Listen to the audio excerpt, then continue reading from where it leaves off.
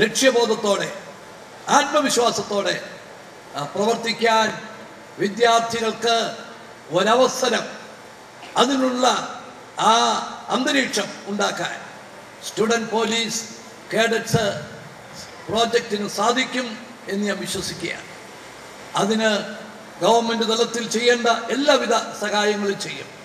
ഇപ്പോൾ 127 സ്കൂളുകളിലാണ് ഈ student police cadets project പ്രവർത്തിക്കുന്നത്.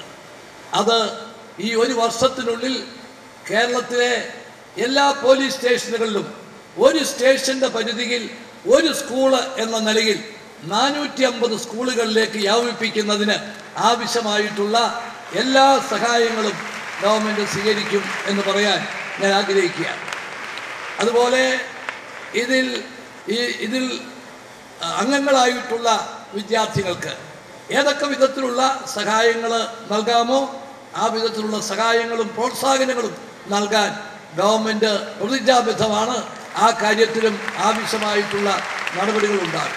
ഇന്നിപ്പോൾ അവർക്ക് ഒരു യൂണിഫോം കൊടുക്കാൻ മാത്രമാണ് ഇന്ന് ഈ പ്രോജക്റ്റിൽ കണക്കാക്കിയിട്ടുള്ളത്. അത് മാറ്റി 2 വർഷം 2 യൂണിഫോം കൊടുക്കുന്നതിനുള്ള നടപടികൾ ഗവൺമെൻറ് സ്വീകരിക്കുക.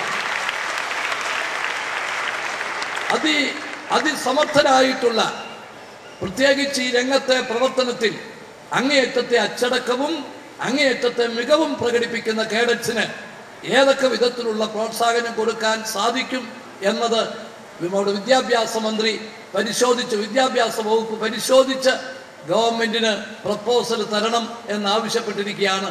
അങ്ങനെ തിരഞ്ഞെടുക്കപ്പെടുന്ന കേഡറ്റ്സിന് പ്രത്യേകമായ പ്രോത്സാഹനം വിദ്യാഭ്യാസ തലത്തിൽ ചെയ്യുന്നതിനുള്ള നടപടികളും ഉണ്ടാകും എന്ന് പറയാൻ ഞാൻ ഈ അവസരം വിനിയോഗിക്കുന്നു.